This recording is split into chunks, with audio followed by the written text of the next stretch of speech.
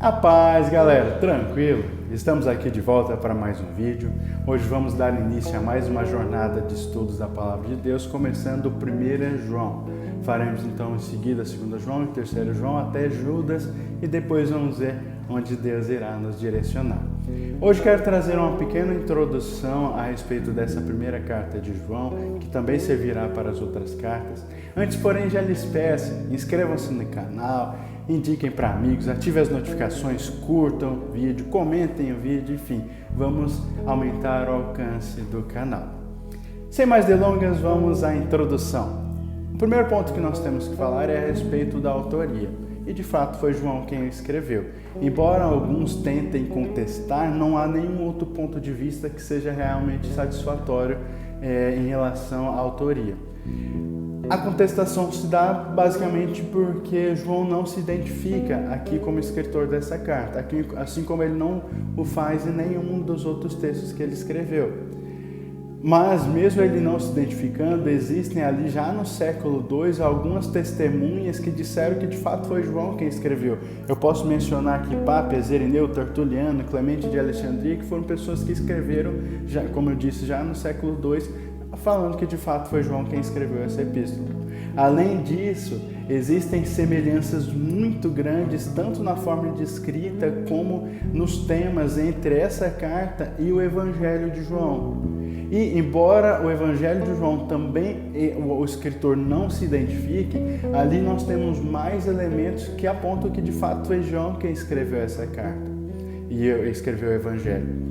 Ali pelos relatos do Evangelho fica muito claro que a pessoa quem escreveu foi testemunha ocular de muitos dos acontecimentos registrados.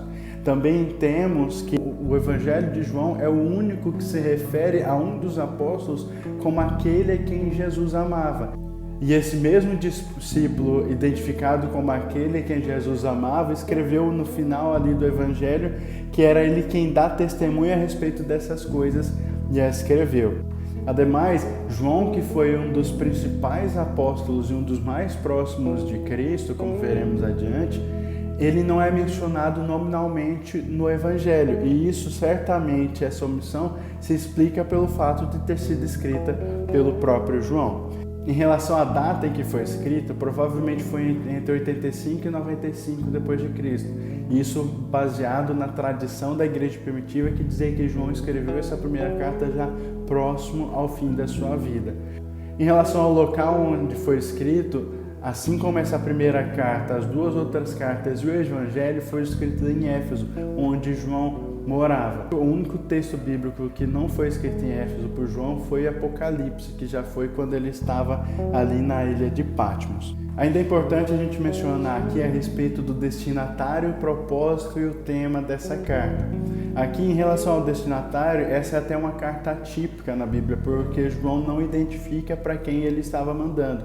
Mas a provável explicação a respeito disso é que João escreveu de Éfeso, onde ele residia, para algumas igrejas que ele era responsável na Ásia. E por isso ele fez essa carta meio que como uma carta circular, porque os problemas que essas igrejas viviam eram semelhantes. O principal assunto da carta é o problema dos falsos ensinos em relação à salvação em Cristo e o processo da salvação no cristão. Aqui nós podemos separar esses falsos ensinos na parte doutrinária, que falava muito uma negação a respeito de Jesus ser de fato o Cristo.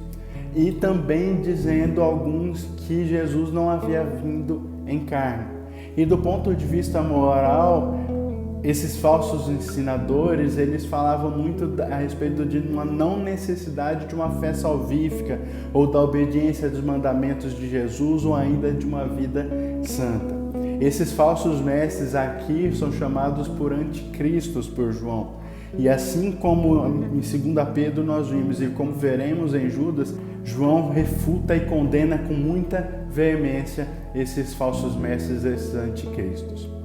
Eu queria ainda por fim trazer alguns relatos a respeito da vida de João. Quem era João? João era filho de Zebedeu e Salomé, irmão de Tiago, que juntamente com ele eram alguns dos 12 apóstolos de Jesus.